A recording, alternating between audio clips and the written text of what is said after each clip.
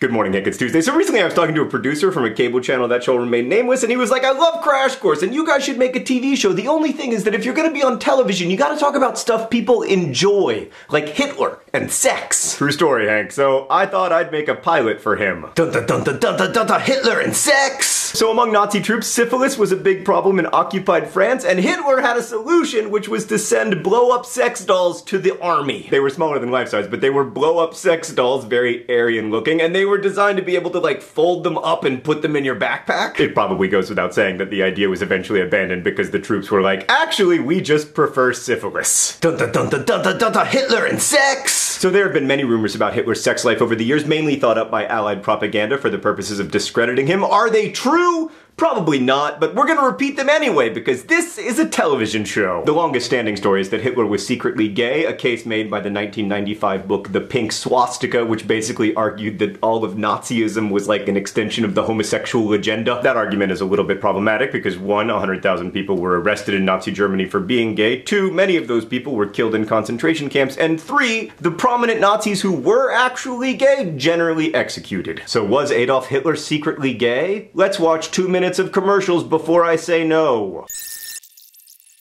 Dun dun dun dun dun dun dun dun, Hitler and sex! So the truth is that by most accounts Hitler was a pretty vanilla heterosexual guy, so why would a bunch of male heterosexual historians want to paint him as different? Your guess is as good as mine, but more importantly, did Hitler have 1 testicle? Let's find out after the break. Dun dun dun dun dun dun dun dun, Hitler and sex! No, Hitler probably had 2 testicles, at least according to his personal physician. But bringing this up allows me to share with you one of my favorite words in the English language, menorchid, which means an individual with only 1 testicle. Actual prominent menorchids include Mao Zedong, Lance Armstrong, Hermann Göring, and the drummer from Green Day. Dun dun dun dun dun dun dun dun, Hitler and sex! So Hitler, this probably goes without saying, was not a very good boyfriend. He was controlling and possessive and domineering. He was basically all the hallmarks of the abusive relationship. And in fact, of the 6 women that Hitler most likely had sex with, 4 of them committed suicide. They included his half-niece Geli, the British woman Unity Metford, Renate Mueller, and of course Hitler's longtime lover Eva Braun, whom he married just 40 hours before they committed suicide together. Of the 2 remaining most likely lovers, one, Marie Reiter, attempted to kill herself in the midst of her breakup with Hitler, and the other, Erna Humpfsteigl, tried to kill Hitler, or at least to overthrow him in 1943. So yes, dating Hitler was clearly not the key to happiness. Dun dun dun dun dun dun dun dun, Hitler and sex! Why yes, I did say half-niece earlier. Hitler's half-niece lived with him for 2 years, during which time he grew increasingly possessive and crazy. He forced her to cut off all contact with her friends, and she eventually committed suicide. I wish that story were unique. But the truth is, domestic abuse is disgustingly common, and this is yet another example of Hitler being tragically unextraordinary. Hank, a real accurate television show about Hitler and sex would be boring and sad, because Hitler's sex life was boring and the awful way he treated the women he loved was not unique or even rare. All the essentializing and sensationalizing of these stories is designed to make us feel comfortable, to make us feel like we aren't like those people. We want to feel fundamentally different from the people who participate in genocide, but of course that's not the truth, Hank. The truth, whether TV executives want to accept it or not,